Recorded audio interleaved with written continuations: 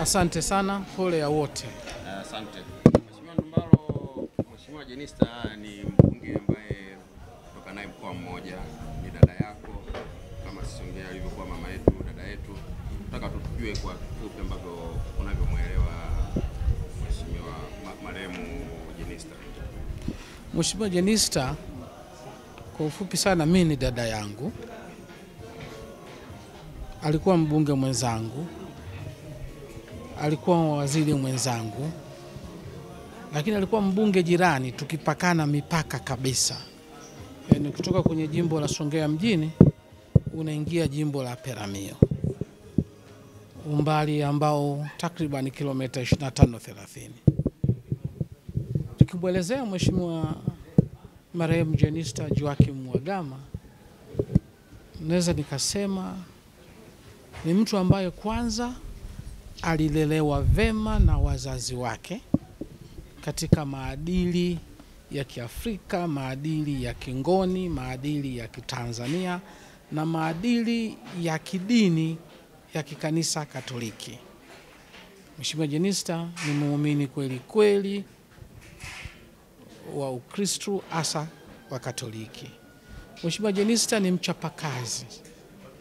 Siku zote Mheshimiwa Jenista ni mchapakazi. Akiwa nyumbani ni mchapakazi, akiwa ofisini ni mchapakazi, akiwa chief whip ilikuwa ukijitahidi sana kuwahi pale bungeni. Mimi niko na tabia, nataka kama bunge naanza saa 3 nifike saa 2:30, namkuta Mheshimiwa Jenista amekaa kwenye kiti. Ujue ndio mchapakazi, na hapo amefika kwanza ofisini afu ndo ameingia bungeni.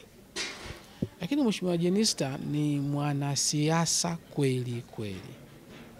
Ameweza kuhudumu kwa muda mrefu kama mbunge wa viti maalum mkoa wa Ruvuma, lakini pia jimbo la Peramiho na waziri. Amehudumu kwa muda mrefu kwa sababu ya uwezo wake wa kisiasa, kwa sababu ya ushirikiano. Katika jimbo la Peramiho alipewa jina, anaitwa Malkia. Leo jimbo la Peramiho na mkoa wote wa Ruvuma tumempoteza Malkia.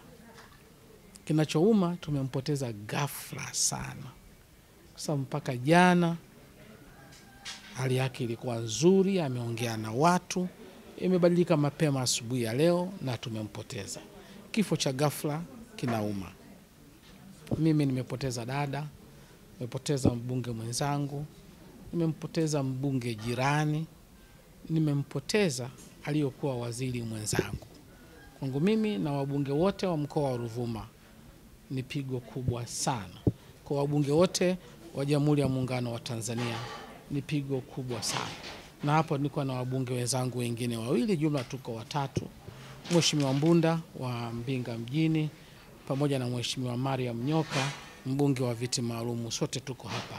Hii uone ni kwa namna gani marehemu Jenista Joakim Mhagama alitugusa sote. Pole sana.